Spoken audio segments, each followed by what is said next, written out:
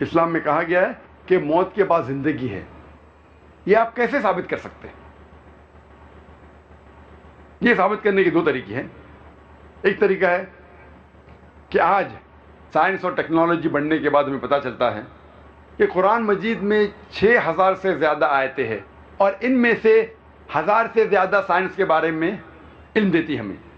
آج سائنس اور ٹیکنالوجی بڑھنے کے بعد ہمیں یہ پتہ چلتا ہے کہ جو بھی کچھ قرآن مجید کہہ رہا ہے تقریباً 80% جو بھی کچھ قرآن مجید میں لکھا ہے آج سائنس اسے 100% تسلیم کرتی ہے. مثال کے طور پہ کس طریقے سے کائنات قائم ہوئی، سورج کے بارے میں، چاند کے بارے میں، ان سب چیزوں کے بارے میں جب ہم تحقیق کرتے ہیں آج کی سائنس یہ کہتی ہے کہ 80% جو ہمیں معلومات ملتے ہیں قرآن میں سے اگر ہم سائنس کے ذریعوں سے پرکھے تو پتہ چلتا ہے کہ وہ 100% صحیح ہے. باقی 20% ڈاؤٹ فل ہے. ہو سکتا ہے صحیح ہے، ہو سکتا ہے غلط ہے. اس میں سے ایک پوائنٹ بھی نہیں ہے، ایک آیت بھی نہیں ہے جسے سائنس نے غلط ثابت کیا ہے. کچھ چیزیں سائنس یہ کہتی ہے کہ سائنس ابھی اتنی ایڈوانسڈ نہیں ہے، اتنے آگے نہیں پہنچی کہ وہ اس قرآن مجید کے آیت پہ کچھ کہہ سکے. تو 80% قرآن مجید کا تقریباً 100% صحیح ہے، 20% ڈاؤٹ فل، نہ صحیح نہ غلط. تو میری منطق، میری لاجک یہ کہتی ہے اگر 80% 100% صحیح ہے اور 20% ہمیں نہیں پتا کیونکہ سائنس اتنی ایڈوانس نہیں ہے، تو میری لاجک یہ کہتی ہے کہ یہ 20% بھی انشاءاللہ صحیح ہوگی. It is not a blind belief, یہ اندھ وشواس نہیں ہے، یہ وشواس ہے منطق کے بل پر، بیسڈ آن لاجک. اور اس 20% میں سے ایک چیز ہے موت کے بعد زندگی. سائنس اتنی ایڈوانس نہیں ہے یہ پہچاننے کے لیے کہ موت کے بعد ہے زندگی. دوسرا طریقہ لوگ کو بتانے کے لیے کہ موت کے بعد زندگی ہے وہ یہ ہے، سپوز مثال کے طور پہ اگر میں مثال کے طور پہ یہ ثابت کرنے کے لیے موت کے بعد زندگی کو ثابت کرنے کے لیے اونلی ہائپوتھیٹیکل، مثال کے طور پہ میں ایک ناستک ہوں اور میں ایک اسمگلر ہوں، دنیا میں سب سے بڑا اسمگلر، سب سے طاقتور اسمگلر، سب سے طاقتور چور. لیکن میں لاجیکل ہوں، میں سائنٹیفک ہوں، میں جو کچھ کرتا ہوں سائنس کے بنیاد پر کرتا ہوں اور منطق کے بنیاد پر کرتا ہوں. اور میں آپ سے پوچھنا چاہتا ہوں، آپ لوگوں سے جو یہاں ہیں، ایک آسان سوال، چوری کرنا بری بات ہے کہ اچھی بات ہے؟ بری بات ہے. ماشاءاللہ یہاں بڑے مجمع میں ماشاءاللہ 1 لاکھ سے زیادہ لوگ ہیں. یہاں کوئی بھی کہتا ہے کہ چوری کرنا اچھی بات ہے؟ ہاتھ اوپر کیجئے. کوئی بھی کہتا ہے کہ چوری کرنا اچھی بات ہے؟ نہیں ہے. ایک بھی شخص نہیں کہہ رہا ہے. یہاں ایک بھی شخص نہیں کہہ رہا ہے کہ چوری کرنا اچھی بات ہے. سب لوگ مانتے ہیں کہ چوری کرنا بری بات ہے. ماشاءاللہ. ابھی مثال کے طور پہ جیسا میں کہہ رہا تھا کہ میں ایک ناستک ہوں، مثال کے طور پہ، الحمدللہ مانتا ہوں اللہ میں، لیکن مثال کے طور پہ اگر میں ناستک ہوں اور میں سب سے بڑا ڈاکو ہوں دنیا میں، سب سے طاقتور چور ہوں، سب سے بڑا اسمگلر ہوں، لیکن میں سائنس اور ٹیکنالوجی میں مانتا ہوں، میں منطق میں مانتا ہوں، میں لاجک میں مانتا ہوں. اتنا بڑا مجمع ہے ماشاءاللہ، 1 لاکھ سے زیادہ لوگ لگتے ہیں اس مجمع میں. میں پوچھنا چاہتا ہوں آپ صرف مجھے ایک وجہ بتاؤ، 2 نہیں، 3 نہیں، 4 نہیں، ایک وجہ بتاؤ کہ چوری کرنا میرے لیے برا کیوں ہے، اور میں چوری کرنا چھوڑ دوں گا. میں سب سے بڑا چور ہوں، سب سے طاقتور اسمگلر ہوں، سب سے پاورفل ہوں، اور میں لاجیکل ہوں. ایک وجہ صرف بتاؤ، 1 2 3 نہیں، منطق کے ذریعے، سائنس کے ذریعے. میں اندھ وشواس میں نہیں مانتا ہوں، سنی سنائی بات میں نہیں مانتا ہوں. منطق کے ذریعے، سائنس کے ذریعے، لاجک کے ذریعے ایک وجہ صرف مجھے بتاؤ کہ چوری کرنا بری بات ہے اور میں چوری کرنا چھوڑ دوں گا. آپ میں سے کوئی اتنے لوگ، سب لوگ کہہ رہے تھے بری بات ہے بری بات ہے. مجھے ایک وجہ بتاؤ کہ میرے لیے بری کیوں ہے اور میں چوری کرنا چھوڑ دوں گا. کیا पुलिस पकड़ लेंगी। भाई साहब बोलते हैं पुलिस पकड़ लेंगी। भाई साहब मैं सबसे ताकतवर चोर हूं, पुलिस मेरे खीसे में, मिनिस्टर मेरे खीसे में, दे ऑन माई पेरोल, मैं उनको हफ्ता देता हूं, कोई पुलिस मुझे नहीं पकड़ेंगी। आम चोर होगा तो पुलिस पकड़ेंगी, मैं बहुत ताकतवर चोर हूं, पुलिस मेरे खीसे में, मिनिस्टर मेरे खीसे में। आप एक वजह बताओ कि क्यों चोरी करना बुरी बात है और मैं छोड़ दूंगा।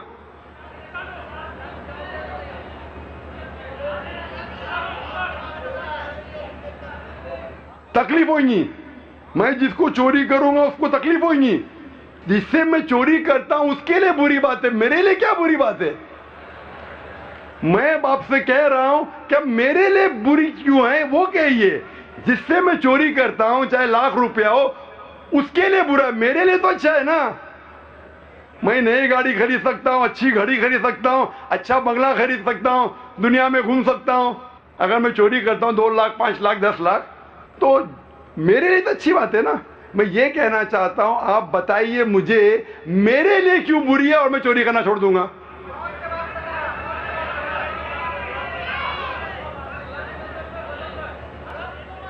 हराम की कमाई, या भाई साहब ने बोला हराम की कमाई, ये किधर लिखा है हराम की कमाई? मैंने कहा मंतिक के जरिए बताओ, लॉजिक के जरिए, साइंस के जरिए। मैं साइंस की किताब पढ़ा हूं, किधर भी साइंस की किताब में नहीं लिखा है कि चोरी करना हराम है। आप मुझे एक वजह बताओ कि क्यों गलत है और मैं चोरी करना छोड़ दूंगा। एक वजह, 2 नहीं 3 नहीं, मंतिक से या साइंस के जरिए एक वजह बताओ क्यों गलत है और मैं छोड़ दूंगा। भाई साहब बहुत दूर है, सुनने में नहीं आएगा। चोर है, लोग मुझे चोर बोलेंगे। अरे चोरी करना तो अच्छी बात है ना, तो मेरी तारीफ करेंगे, अच्छा लगेगा मुझे। अगर लोग मुझे चोर बोलेंगे, मेरे नजदीक चोरी करना अच्छी बात है, तो मेरी तारीफ करेंगे, करने तो आपको क्यों प्रॉब्लम हो रहा है? लोग जब मेरी तारीफ कर रहे हैं आपको क्यों प्रॉब्लम हो रहा है? किसी शख्स ने कहा कि कोई मेरी चोरी करेगा। भाई साहब मेरी चोरी कोई कर ही नहीं सकता है। मेरे पास 100 बॉडीगार्ड्स है, स्टेज के पीछे खड़े AK-47 के साथ। मैं दूसरे की चोरी कर सकता हूं, मैं सबसे ताकतवर हूं, मेरी चोरी कोई कर ही नहीं सकता है। हो सकता है कोई लोग, अभी आपके जवाब खत्म हो गए, लेकिन क्योंकि मैं अक्सर ये प्रैक्टिस करता हूं, और भी सवाल आते, और भी जवाब आते।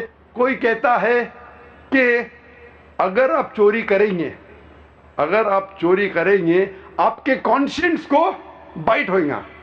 आपका जो कॉन्शियंस है, ईमान, जमीर, जमीर मेरे दोस्त का नाम भी है, आपका जमीर गंवारेगा नहीं। मैंने कहा मैं मेरा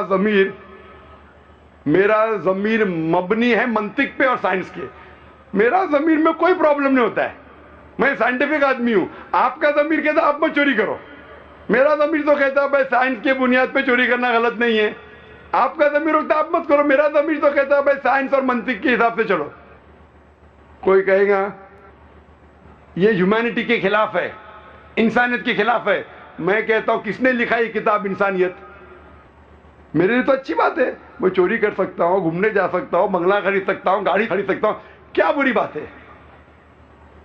मंतिक के जरिए ये साबित करना मुश्किल है। अभी हम अपना साइड अदला बदली करते हैं, बदलते हैं। आप वो है नास्तिक, मिसाल के तौर पे चोर या बड़े डाकू, और मैं एक मुसलमान हूं, छोटा सा दाई जाके। मैं मानता हूं, मैं अगर कहूंगा उससे कि पुलिस पकड़ेंगे, वो कहेगा पुलिस मेरे खीसे में, मिनिस्टर मेरे खीसे में। आपकी कोई चोरी करेगा, वो कहेगा मेरे कोई चोरी कर ही नहीं सकता है, मेरे पास 100 बॉडीगार्ड है।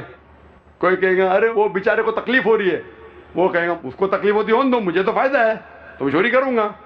मैं कहूंगा कि आपका जमीर नहीं गंवारेगा, मेरा जमीर तो कहता है मंतिक के हिसाब से चलो।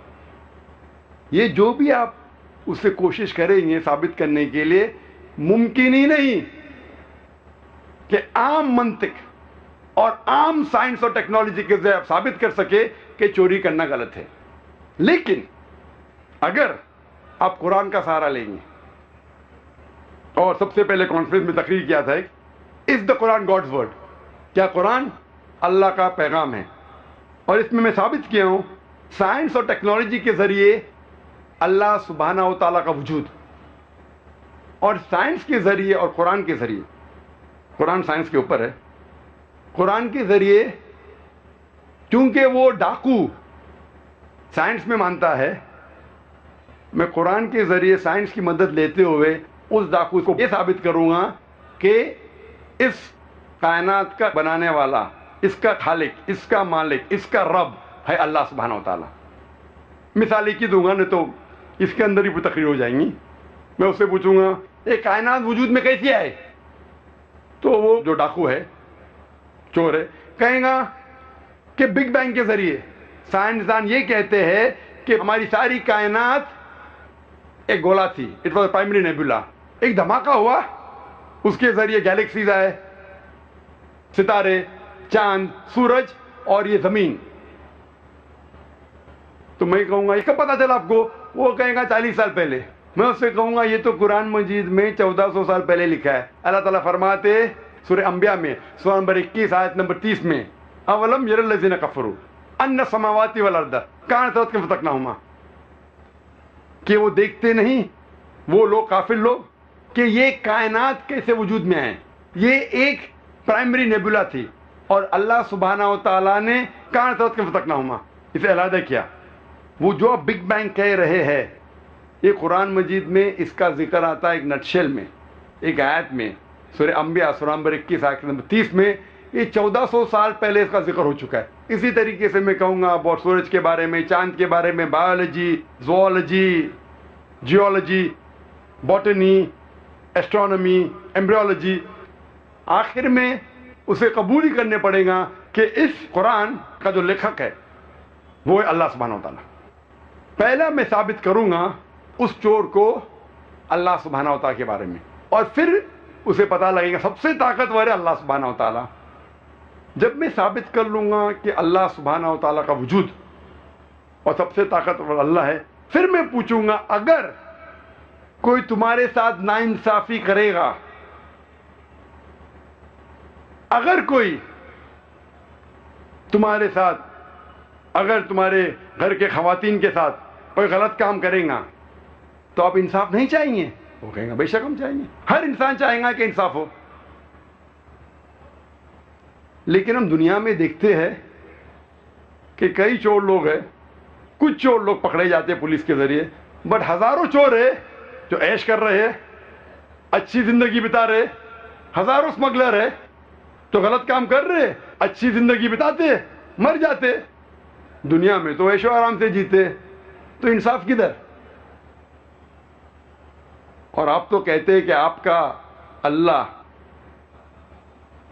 جو کائنات کا مالک ہے وہ حق پر ہے۔ قرآن مجید میں اللہ تعالیٰ فرماتے سورہ نساء میں سورہ نمبر 4 آیت نمبر 40 میں کہ اللہ سبحانہ و تعالیٰ ان کے برابر بھی ناانصافی نہیں کرتے، ہمیشہ اللہ سبحانہ و تعالیٰ 100% انصافی کرتے ہیں۔ لیکن جب ہم دیکھتے ہیں کچھ لوگ جو غلط کام کرتے ہیں، کچھ انسان، ان کو ہو سکتا ہے پولیس پکڑتی ہے، ہو سکتا ہے انہیں اس دنیا میں سزا ملتی ہے، لیکن سینکڑوں، ہزاروں، لاکھوں انسان ہیں جو ہم جانتے ہیں غلط کام کر رہے ہیں، چوری کر رہے ہیں، بلاತ್ಕಾರ کر رہے ہیں، رشوت دے رہے، پھر بھی اس دنیا میں اچھی زندگی بسر کرتے ہیں۔ تو تمہارا اللہ سبحانہ و تعالی کس طریقے سے انصاف کر رہا ہے؟ اللہ تعالیٰ فرماتے سورہ ملک میں سورہ نمبر 67 آیت نمبر 2 میں، الذی خلق الموت والحیات، اللہ سبحانہ و تعالیٰ نے زندگی دی اور موت دی۔ الذی خلق الموت والحیات، اللہ سبحانہ و تعالیٰ نے موت دی اور زندگی دی تاکہ آپ لوگ کو پرکھے آپ میں سے اچھا کون ہے۔ اللہ تعالیٰ نے موت دی اور زندگی دی تاکہ آپ لوگ کو پرکھے آپ میں سے اچھا کون ہے۔ اللہ تعالیٰ فرماتے سورہ عمران میں سورہ نمبر 3 آیت نمبر 185 میں 185 میں، کل نفس ذائقۃ الموت، ہر نفس موت کو چکیں گی، ہر نفس موت کو چکیں گی، اور جو آخری فیصلہ جو مکمل فیصلہ ہے وہ یوم الدین میں، وہ آخرت میں. اگر کوئی انسان جنت میں جاتا ہے اور آنکھ سے بچ جاتا ہے، وہ انسان اس زندگی میں سفلتا پاتا ہے، کامیابی پاتا ہے. ورنہ یہ زندگی ایک فریب ہے. اللہ تعالیٰ فرماتے ہیں آیت میں سورہ عمران سورہ 3 آیت نمبر 185 میں کہ جو پورا حساب کتاب کب ہوگا؟ قیامت کے دن پہ، قیامت کے بعد، آخرت میں. وہ مالک یوم الدین ہے. اس کا مطلب ہو سکتا ہے کچھ سزا یا کچھ ریوارڈ، کچھ اجر آپ کو دنیا میں مل سکتا ہے، کچھ ملیں گا آخرت میں. دونوں کو جوڑ کے جو مکمل فیصلہ ہے، آخری فیصلہ ہے، وہ ملیں گا آپ کو آخرت میں. تو ہو سکتا ہے کہ ہزاروں لوگ، لاکھوں لوگ ہیں جو غلط کام کر رہے اور اس زندگی میں وہ عیش و آرام سے جیتے ہیں. تو ہمیں لگتا ہے کہ وہ تو اس زندگی میں سفلتا پا لیا، کامیابی پا لیا. لیکن یہ زندگی آخرت کے زندگی کے حساب سے بہت کم ہے. ایک انسان عام طور پہ کتنے سال جیتا ہے؟ 50 سال، 60 سال. کوئی مرتا ہے 20 سال کی عمر پہ، کوئی 50، کوئی 90، کوئی 100. عام طور پہ 50 سے 60 سال ایوریج ہے. لیکن آخرت کی زندگی ہمیشہ کے لیے. تو آخرت کے مقابلے میں یہ دنیاوی زندگی 0.00001% بھی نہیں ہے. تو اگر آپ یہاں بچ جاتے ہیں، آخرت میں تو ہوگا فیصلہ. مان لو ہم جانتے ہیں کہ ہٹلر نے 60 لاکھ یہودی کو جلایا، 60 لاکھ یہودی کو مارا. He incinerated 6 million Jews. میں کہنا چاہتا ہوں اگر آج کی پولیس ہٹلر کو پکڑتی ہے، آج کا جج، آج کی پولیس ہٹلر کو کیا سزا دے سکتی ہے؟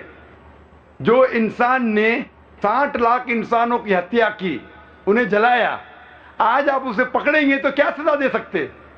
میکسیمم، سب سے زیادہ آپ ہٹلر کو جلائیں گے. اس کا مطلب ایک موت کا بدلہ. باقی 59,99,999 لوگ کا کیا؟ یہ تو انصاف نہیں ہوا. لیکن اللہ سبحانہ و تعالیٰ فرماتے قرآن مجید میں، سورہ نساء میں، سورہ نمبر 4 آیت نمبر 56 میں، آیت نمبر 56 میں، جو لوگ اللہ کی نشانیوں کو جھٹلاتے ہیں، اللہ سبحانہ و تعالیٰ آخرت میں انہیں آگ میں ڈالیں گے، اور جتنی بار ان کی چمڑیاں جلیں گی اتنی بار اللہ سبحانہ و تعالیٰ انہیں نئی چمڑی دیں گا تاکہ وہ درد کا احساس کر سکے. اللہ تعالیٰ فرماتے ہیں کہ جو اللہ کی نشانیوں کو جھٹلاتا ہے، اللہ تعالیٰ انہیں آخرت میں آگ میں ڈالیں گے، اور جتنے بار ان کی چمڑیاں جلیں گی اتنے بار نئی چمڑی دیں گے تاکہ وہ درد کا احساس کر سکے. آج سائنس یہ کہتی ہے کہ درد کا احساس برین کے علاوہ دیر آر پین ریسیپٹر چمڑی میں ہے. جب پین ریسیپٹر جل جاتے تو درد کا احساس ہوتا ہی نہیں. اور جب کوئی انسان آتا ہے برن انجری سے، ہم ڈاکٹر لوگ پن لیتے اور ٹیسٹ کرتے، اگر اس انسان کو درد ہوا ہم خوش ہے، اٹ از سپرفیشل برن، اوپر سے جل گیا. اگر اسے درد کا احساس نہیں ہوتا ہے ہمیں دکھ ہوتا ہے، it is a deep burn, اس کے پین ریسیپٹر جل چکے.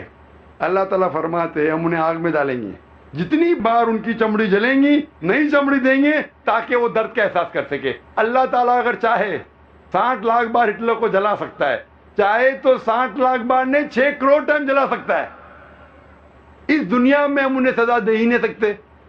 اسی لیے اگر کسی شخص کو یہ ثابت کرنا ہے، یہ بتانا ہے کہ چوری کرنا غلط ہے، بلاತ್ಕಾರ کرنا غلط ہے،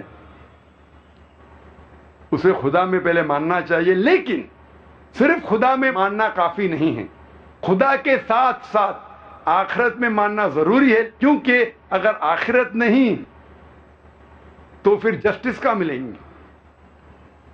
خدا میں ماننے کے علاوہ آخرت کی زندگی میں ماننا فرض ہے، کیونکہ صرف آخرت کی زندگی کے ذریعے میں آپ کو بتا سکوں گا کہ چوری کرنا غلط ہے، ڈاکہ ڈالنا غلط ہے، زنا کرنا غلط ہے، بلاತ್ಕಾರ کرنا غلط ہے، کیونکہ اگر آپ یہاں چھوٹ جائیں گے اس موت کے بعد کی زندگی میں آپ نہیں چھوٹیں گے۔ اسی لیے اگر ہم سب جانتے ہیں کہ چوری کرنا غلط ہے، بلاತ್ಕಾರ کرنا غلط ہے، یہ صرف آخرت کی زندگی، موت کے بعد کی زندگی میں اگر یقین ہے پھر ہی آپ ثابت کر سکیں گے کہ چوری کرنا غلط ہے، ورنہ ممکن ہی نہیں ہے۔